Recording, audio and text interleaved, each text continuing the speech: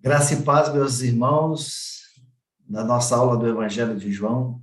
Todos sejam bem-vindos, em nome de Jesus.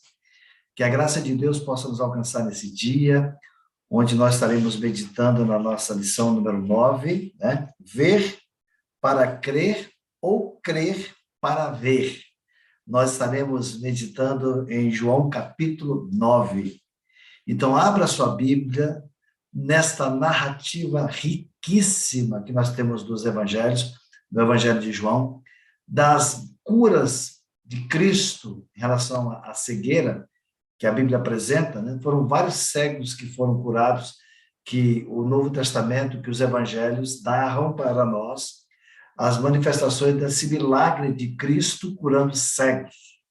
Mas a melhor narrativa, porque ela não tem simplesmente uma cura, mas também tem um testemunho de um ex-cego, e como isso aconteceu, toda essa narrativa. E tem uma mensagem muito interessante. Então, nós vamos meditar em João, capítulo 9. Eu vou ler só os primeiros versículos, mas nós estaremos fazendo menção de toda a narrativa desse maravilhoso evangelho. A palavra do Senhor está dizendo assim, em João capítulo 9, caminhando Jesus, viu um homem cego de nascença. E os seus discípulos perguntaram, mestre, quem pecou, este ou seus pais, para que nascesse cego? Respondeu-lhe Jesus, nem ele pecou, nem seus pais, mas foi para que se manifestem nele as obras de Deus. É necessário que façamos as obras daquele que me enviou enquanto é dia. A noite vem, quando ninguém pode trabalhar. Enquanto estou no mundo, sou a luz do mundo. Dito isso, cuspiu na terra e, tendo feito lodo com a saliva, aplicou aos olhos do cego, dizendo-lhe, vai, lava-te no tanque de Siloé, que quer dizer enviado. Ele foi, lavou-se e voltou vendo. Que Deus abençoe a sua palavra aos nossos corações. Ver para crer e crer para ver. O versículo-chave dessa narrativa de João, capítulo 9, é o verso 39, que diz, Jesus continuou, eu vim a este mundo para juízo, a fim de que os que não veem, vejam, e os que veem se tornem cegos. Ele também estava se referindo, nessa segunda parte do versículo, os que veem se tornem cegos, uma mensagem direta para os fariseus, que mesmo vendo o milagre de um cego de nascença, eles não viram quem era Cristo. Então, ao estudar esta lição, você vai cientificar-se da autoridade de Cristo, tanto nas questões físicas, quanto nas espirituais. Então, é uma narrativa muito rica, é uma narrativa muito maravilhosa, que edifica muito a nossa vida. Tenho certeza que durante a semana você leu toda esta narrativa do Evangelho de João, capítulo 9. Qual o objetivo dessa lição? Qual é o nosso objetivo ao estudar o capítulo 9, com esse tema, ver para crer, o que para ver? Reconhecer a plena autoridade de Cristo Jesus sobre o físico e o espiritual. Esse é o primeiro ponto. Sentir gratidão pela obra de Cristo no coração dos salvos, dos que foram alcançados pela graça de Deus. Este é o segundo ponto. Levar adiante a mensagem dos milagres e da salvação em Jesus Cristo. Esse é o terceiro ponto, que esse é o objetivo dessa lição, esses 3 pontos que nós acabamos de destacar nesta hora para você. E eu queria mostrar para você que o Evangelho, capítulo 9 de João, ele precisa ser visto como um todo, porque é uma narrativa que tem início, meio e fim. Então, essa narrativa de João 9 precisa ser vista como um todo. A razão de João começar o capítulo relatando o milagre da cura física do cego para mostrar uma cura ainda mais importante apresentada no final do capítulo, ou seja, a cura da cegueira espiritual daquele que estava cego de nascença. E o primeiro ponto que eu gostaria de destacar, a primeira coisa que eu gostaria de destacar, quando Jesus se encontra com aquele cego de nascença, devia ser um adolescente, porque para os judeus a pessoa era responsável para ter atitude de responsabilidade, de fala, a partir dos 13 anos. Não sabemos a idade daquele cego, mas realmente era um jovem. E quando Jesus estava caminhando, e os discípulos perguntaram, mestre, quem pecou? Porque caminhando Jesus viu um homem cego de nascença. Ele disse, e os seus discípulos perguntaram, mestre, quem pecou, este ou seus pais, para que nascesse cego? Respondeu Jesus, nem ele pecou, nem seus pais, mas foi para que se manifestem nele as obras de Deus.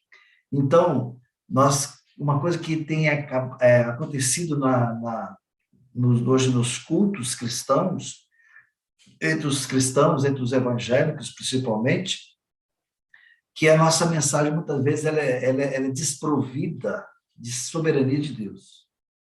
Quando eles viram aquele homem cego de nascença, os discípulos perguntaram, quem foi que pegou? Foi ele ou foram os seus pais? Porque havia uma visão de sofrimento muito errada, até mesmo dos discípulos e dos religiosos do tempo de Jesus. E Jesus estava agora também mostrando a verdade disso.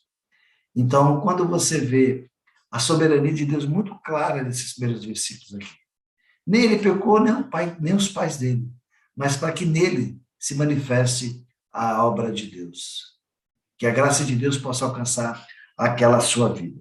Então, o capítulo 9 de João, ele é singular quando pensamos em sua estrutura e propósito. Por isso, antes de expor o texto, é importante visualizar como João o estruturou. Qual é a mente de João fazer essa narrativa deste milagre maravilhoso? O capítulo 9 deve ser dividido em 3 partes.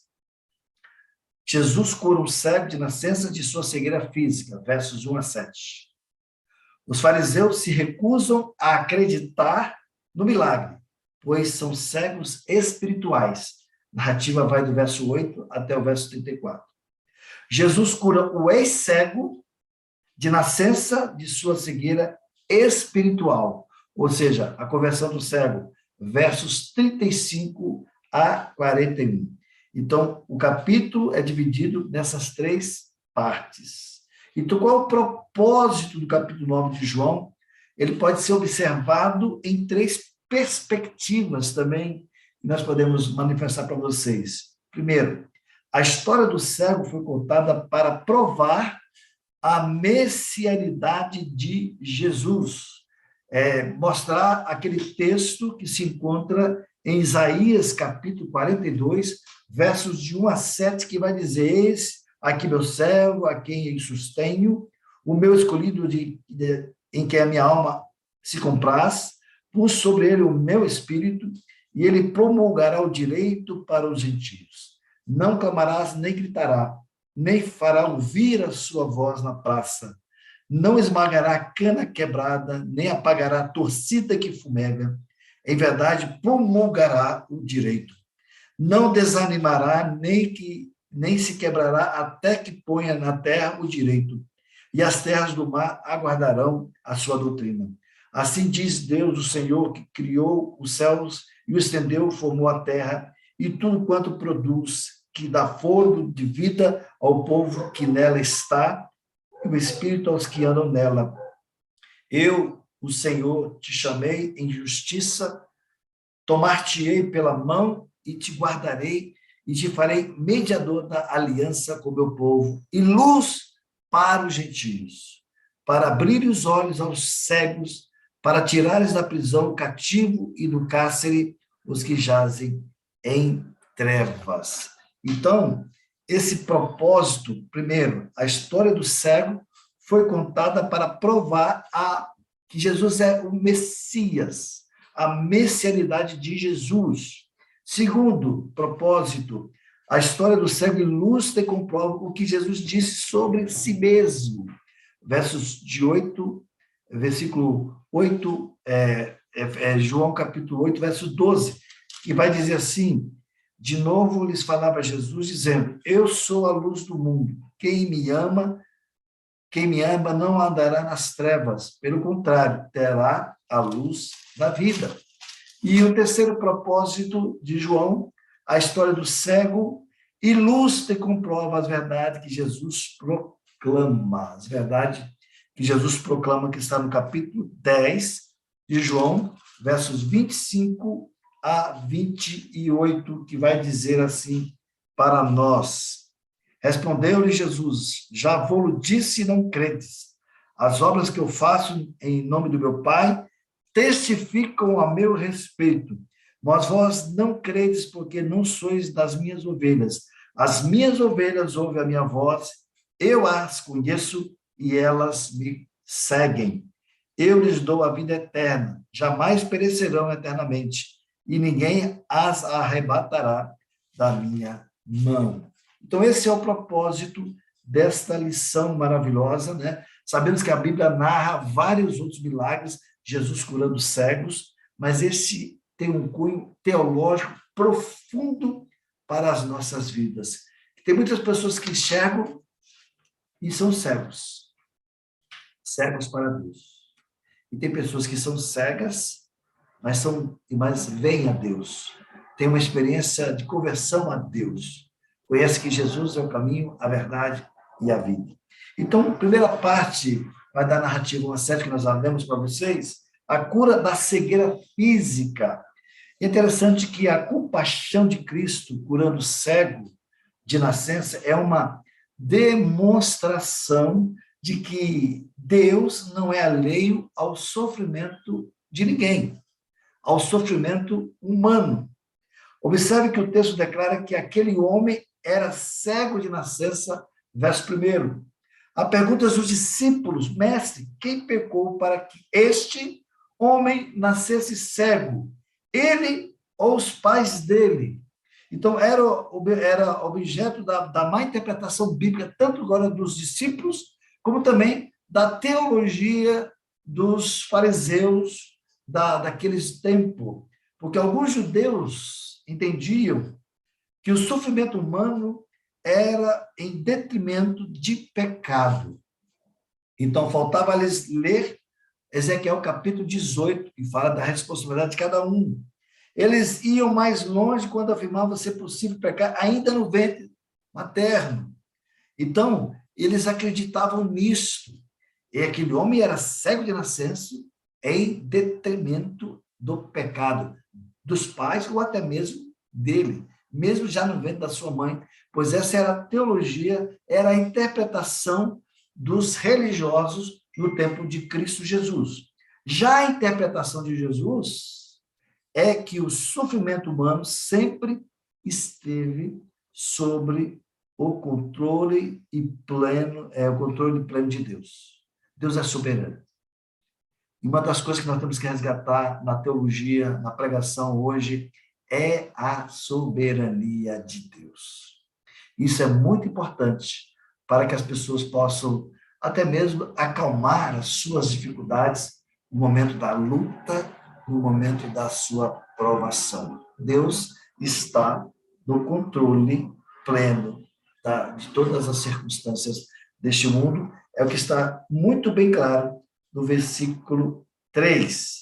Nem ele pecou, nem seus pais, mas foi para que se manifeste nele as obras de Deus. Então, o verso 4 e 5 retrata o ensino de Jesus em face daquela situação. Jesus demonstra que aquele milagre deveria acontecer naquele momento para a glória de Deus, pois seu ministério terreno era muito temporário. Foi um ministério de 3 anos e meio. Era necessário, diz o texto, que façamos as obras daquele que me enviou enquanto é dia. Quando diz, a noite vem, quando ninguém pode trabalhar. A referência O sentido é de referência direta à morte de Cristo e final desta etapa. Os discípulos deveriam desfrutar ao máximo o tempo de permanência de Cristo no mundo. Contudo, a luz ainda atuaria nos servos dele durante todo o tempo determinado no plano de Deus. Então, meus irmãos, é interessante quando Jesus Cristo ele faz aquela narrativa, né? Estou indo para o Pai. Depois de 3 anos de maneira intensa de discipulado, de acompanhar Cristo, de conviver com Cristo, naqueles dias, e o Senhor Jesus fala para aqueles discípulos em João capítulo 14, em diante, estou indo para o Pai. E eles ficaram tristes. Mas não vos deixarei órfãos, enviarei outro Consolador. Enviarei outro que estará em vós e que habitará em vós.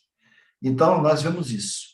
Então, meus queridos irmãos, a cura daquele cego de nascença aconteceu de um modo muito curioso. Jesus cuspiu no chão e fez uma lama com a saliva, aplicando nos olhos do cego, é o que está no verso 6. Depois disse, vai, lava-te no tanque de Siloé, que significa em hebraico enviado. O resultado foi surpreendente. Aquele homem foi curado de sua cegueira física. Agora, esse texto para nós hoje, esse texto de João para nós hoje, a pergunta que precisamos fazer diante do sofrimento é: o que o Senhor quer realizar em minha vida por meio desse sofrimento que estou passando hoje? A dificuldade que você está vivendo hoje.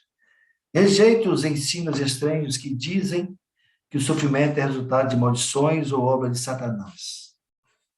Lembre-se de que é Deus o grande administrador da vida humana. Ele, Deus, está no controle de tudo, principalmente da vida dos cristãos. Então, quando nós passamos por lutas, nós temos que entender que todas as coisas cooperam para o bem daqueles que amam a Deus. Que Deus possa dar esse texto um consolo ao seu coração nesse tempo de luta que você está vivendo. Então, esse foi a primeira narrativa do 1 a 7, a cura da cegueira física. Agora, o impacto da cura do cego. Isso foi interessante, que você vai ver a maior narrativa, do versículo 8 até o 34, onde vemos esse grande impacto. Segue os vizinhos que viram aquele homem cego, diz o texto, no versículo 90. Então, os vizinhos, os que antes o conheciam de vista, como mendigo, perguntavam: não é este o que estava sentado pedindo esmolas?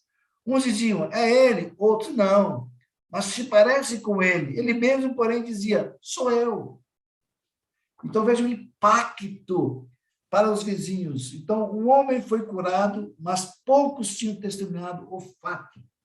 Foi uma coisa muito específica, foi um diálogo rápido de Jesus com os discípulos e aquele cego. Você não vê que Jesus nem se dirige àquele cego, mas está explicando narrativas para os discípulos, tirando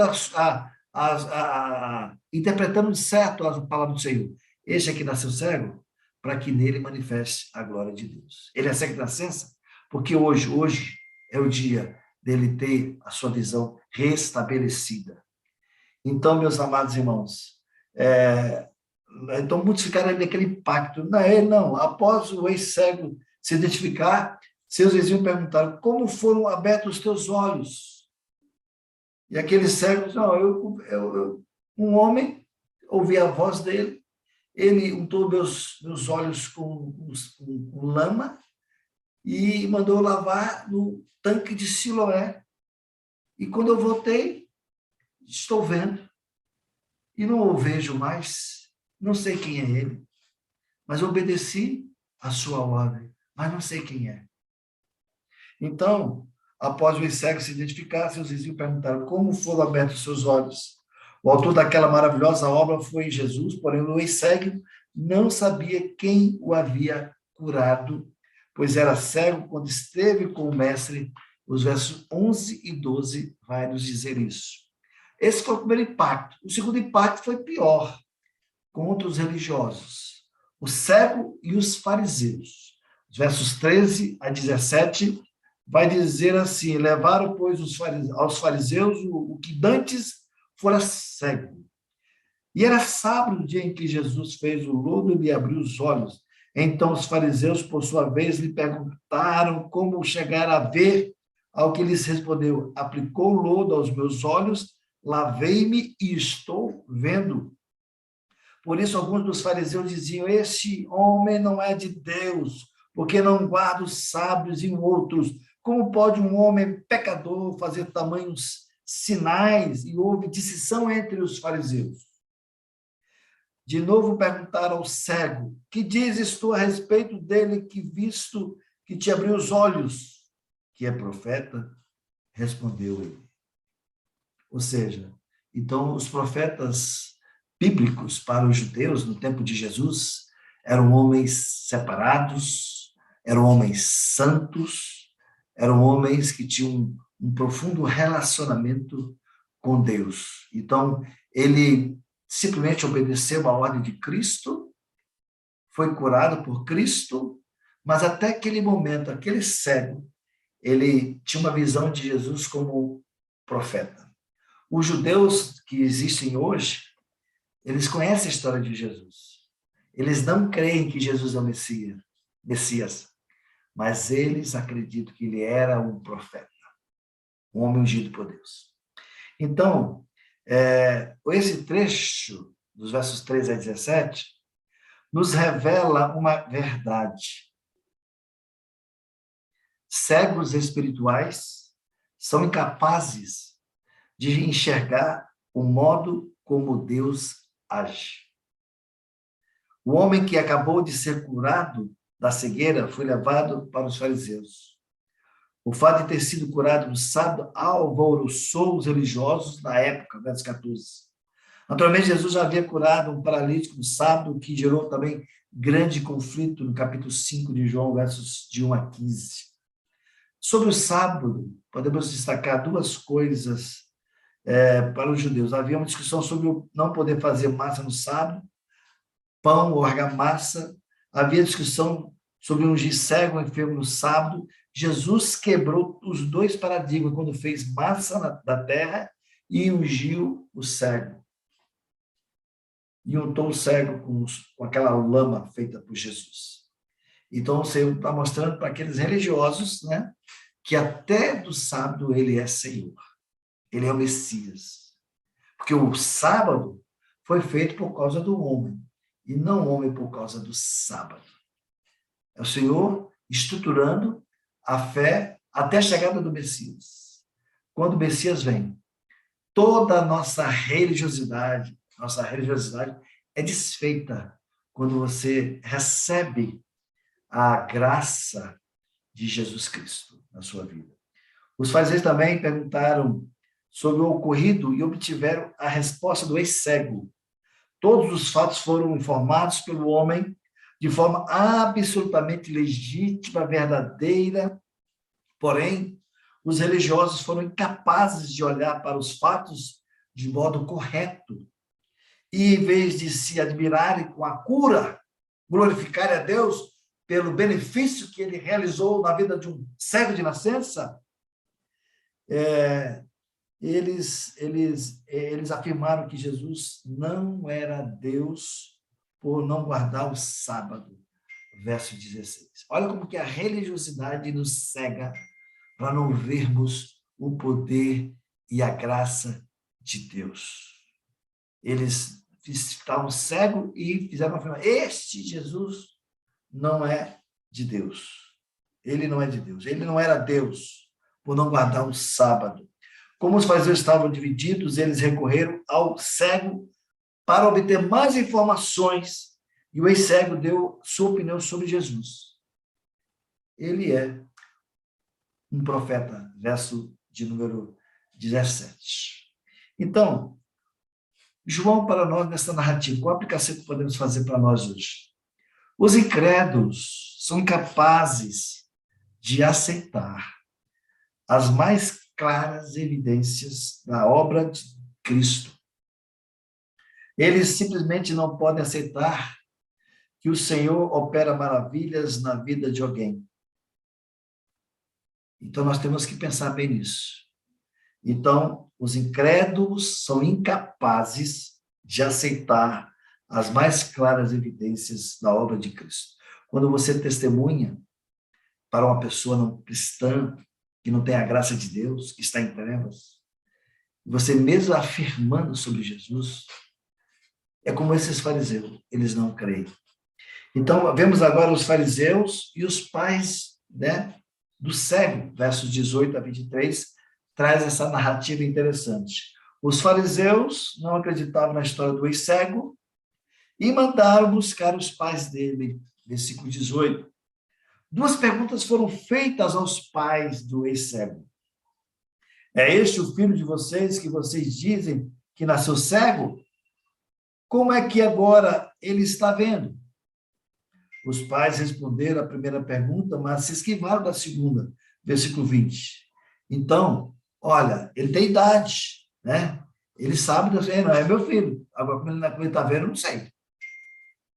Como ele está vendo, eu não sei. Eu sei que ele era cego, nasceu cego, agora ele está vendo.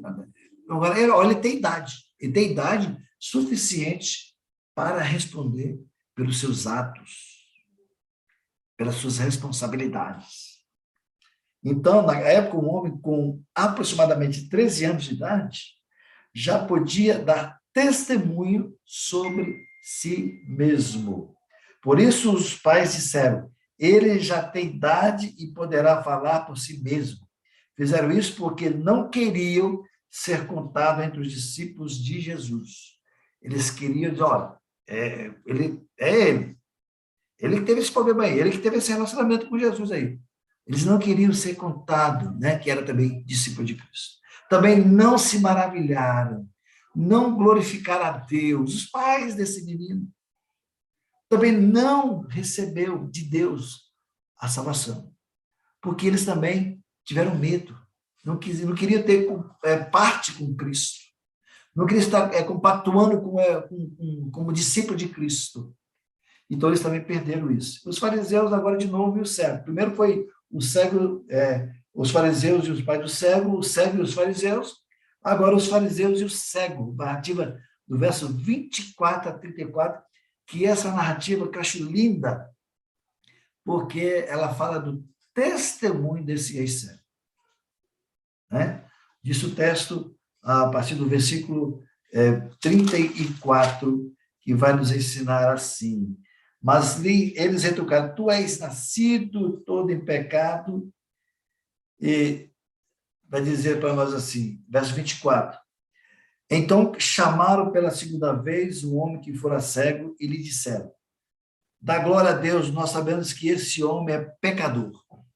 Eles estavam tentando mostrar para aquele cego que aquele que o curou era pecador.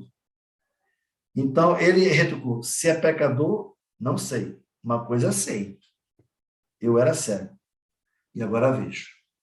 Perguntaram depois, que te fez ele? E como te abriu os olhos? Ele lhes respondeu, já vou-lo disse, e não atendestes, porque quereis ouvir outra vez. Porventura quereis vós também tornar-vos seus discípulos? Olha só que ousadia desse jovem. Então os injuriaram e lhe disseram, discípulo dele és tu, mas nós somos discípulos de Moisés. Sabendo que Deus falou a Moisés, mas deste nem sabemos de onde é. Respondeu-lhe o homem, nisto é de estranhar que vós não saibais de onde ele é. E, contudo, me abriu os olhos. Vocês são os religiosos. Vocês são os estudiosos das Escrituras. Vocês deveriam saber de onde ele veio. E vocês não sabem? Então, eu achei interessante essa fala desse homem curado. E ele vai dizer mais uma coisa. Sabemos que Deus não atende a pecadores. Isso aqui está fazendo uma interpretação das Escrituras. Olha que coisa linda que esse jovem que era cego, fala de Cristo Jesus para a sua vida. Ele vai dizer: sabemos que Deus não atende a pecadores, mas, pelo contrário, se alguém teme a Deus e pratica a sua vontade, a este atende. Desde que há mundo, jamais se ouviu que alguém tenha aberto os olhos a um cego de nascença. E ele pode glorificar ao Senhor, e mostrar para eles: olha, nunca na história de Israel houve uma cura como esta, de uma pessoa cega de nascença receber visão. Então, ele dá ênfase da obra que Cristo fez na sua vida. Ele não recua, ele é corajoso, ele dá testemunho daquilo que Deus fez na sua vida, mesmo nesse contexto sendo uma cura física. Deus ainda não tinha feito a cura espiritual do seu coração, mas mesmo assim, ele reafirma o que Deus fez na sua vida e glorifica a Deus por causa disso. Então, se este homem não fosse de Deus, nada poderia ter feito. Olha que coisa linda dessa mensagem desse jovem. Ele prega para aqueles fariseus, ele fala o amor de Deus para aqueles fariseus, mas eles retrucaram, indignados, falaram para aqueles ex-cegos: tu és nascido todo em pecado e nos ensina a nós, e o expulsaram dali. Olha que coisa linda, meus irmãos, a evidência, né? Eles ficaram irritados. Qual é a conclusão que podemos tirar para nós? Os religiosos tinham informações fidedignas, porém não satisfeitos, mandaram chamar o homem que tinha sido cego e acusaram de mentiroso. Eles estavam convictos da verdade, que ele era um pecador. Os fariseus estavam tentando anular o seu testemunho, mas ele mostrou-se fidedigno ao que aconteceu na sua vida naquele tempo. Está com a Maurícia, chave.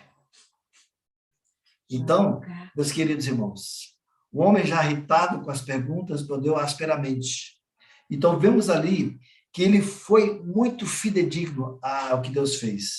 Então, depois você pode parar agora e ver o momento mais importante dessa narrativa.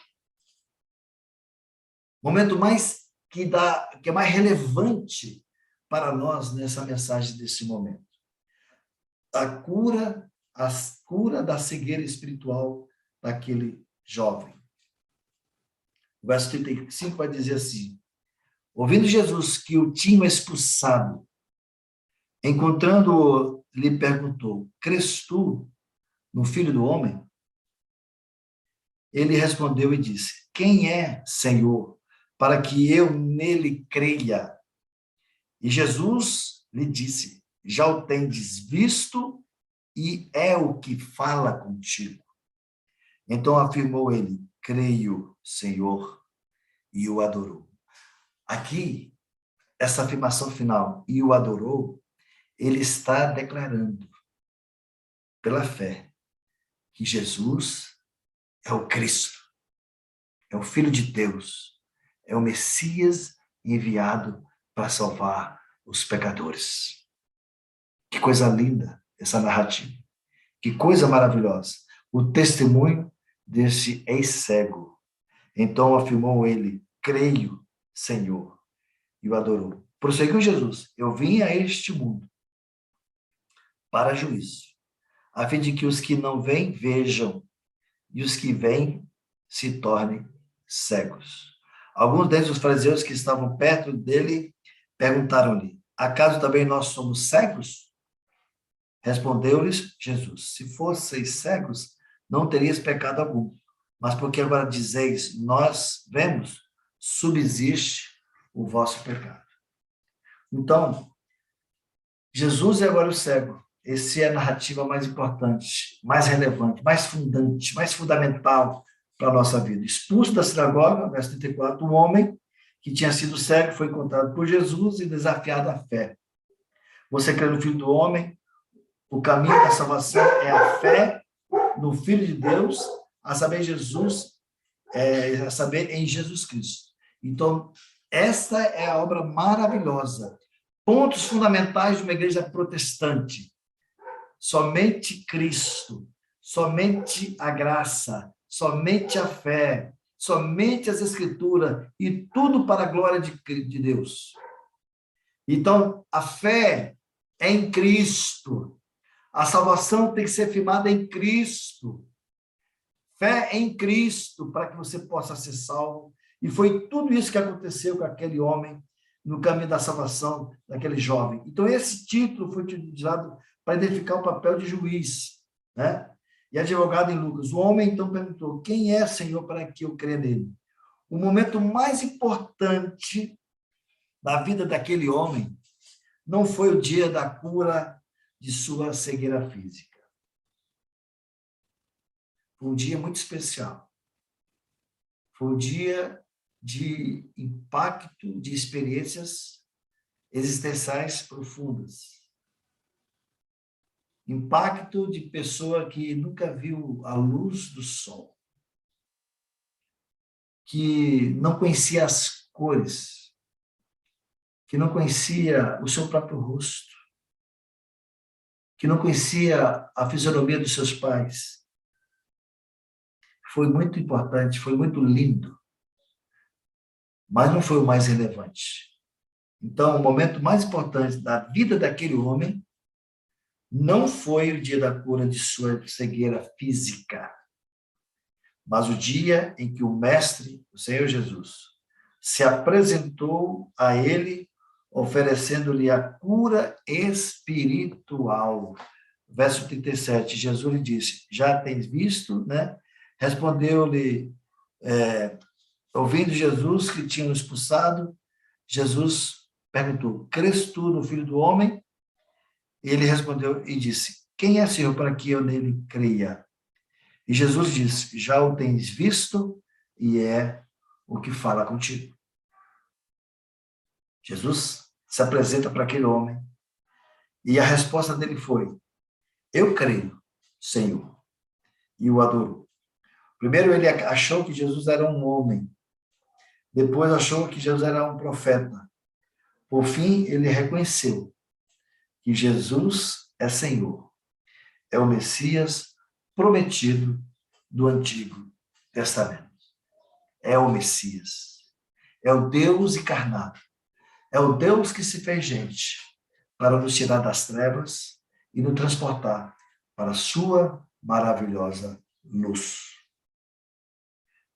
A síntese principal está nas palavras de Jesus. Eu vim a este mundo para juízo, a fim de que os que não veem vejam e os que veem se tornem cegos. Qual é a aplicação de João para nós hoje, nesses versículos lindos? O que você pensa sobre Jesus Cristo? O que você pensa sobre Jesus Cristo? Essa resposta revela o seu entendimento sobre a vida eterna. Não podemos achar que Jesus era apenas um homem bom. É importante o reconhecimento da sua plena divindade. Jesus não é simplesmente um homem. Ele é 100% homem. Mas Jesus é Deus. Jesus é o Deus que se fez carne. É o Deus que se fez homem. Nós temos que reconhecer isso. Nós temos que confessar isso para que nós recebamos de Cristo a nossa salvação. E a narrativa final são os dois últimos versículos, quando ele fala com os fariseus que estavam ali perto.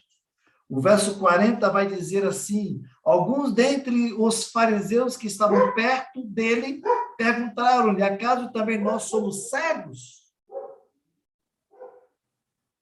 E Jesus falou diretamente que sim, são cegos. Sim, são cegos. Os fariseus ouviram Jesus e questionaram, por acaso também nós somos cegos? A prepotência dos fariseus contra Jesus escancarou a cegueira espiritual deles. O homem que fora curado era um cego que acreditou em Jesus e passou a ver. Os fariseus eram cegos que acreditavam que podiam enxergar. E eles estavam cegos espiritualmente. Então Jesus disse, se vocês fossem cegos, não teriam pecado algum, mas porque agora dizem, nós vemos, o pecado de vocês permanece. Porque vocês estão dizendo que estão vendo, mas vocês são cegos. Isso é juízo de vocês.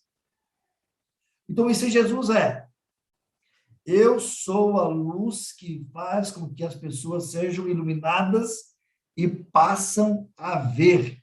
Mas para aqueles que acham que podem ver por conta própria, eu sou mensagem de julgamento para a condenação daqueles que estão em trevas. Esta mensagem. Já foi feito o julgamento. Vocês dizem que estão vendo, mas vocês estão em trevas e vocês estão cegos. Porque eu sou a luz do mundo. Então, meus amados, temos que refletir a respeito, disso. Então, concluindo, este estudo, essa narrativa do capítulo 9, revelou quão importante é olharmos para Jesus Cristo e reconhecermos toda a sua autoridade, seja sobre as questões físicas ou sobre as questões espirituais. Que a verdade expressa no versículo 39 seja fato em nossa vida. Eu vim a este mundo para juízo, a fim de que os que não veem, vejam, e os que veem se tornem cegos. Se perpetue em nosso coração. Jesus é a luz do mundo. Mas quem amar as trevas não verá a vida. Nós temos que amar Jesus. E quando você ama Jesus, você encontra o caminho. Você tem direção. A sua vida tem sentido. Porque você está vendo a glória de Deus. Que Deus nos abençoe nesse momento de reflexão. Que Deus abençoe a nossa vida. Ver para crer, ou crer para ver. Esse é o tema dessa narrativa de João 9. Importante que nós cremos e vemos e sabemos que Jesus é a luz do mundo. Senhor, muito obrigado por esse tempo de palavra. Abençoe os nossos alunos, todos estes que estão na nossa narrativa do Evangelho de João, nessa exposição desse capítulo, desse livro tão maravilhoso. É o livro mais lido do mundo, é o livro mais lido entre as Escrituras, e é um livro que também tem levado muitas pessoas à conversão a Jesus Cristo. Obrigado, Pai, por esse tempo. Nós oramos em nome de Jesus. Que Deus te abençoe, meu irmão, minha irmã, em nome de Cristo Jesus. Fique com Deus.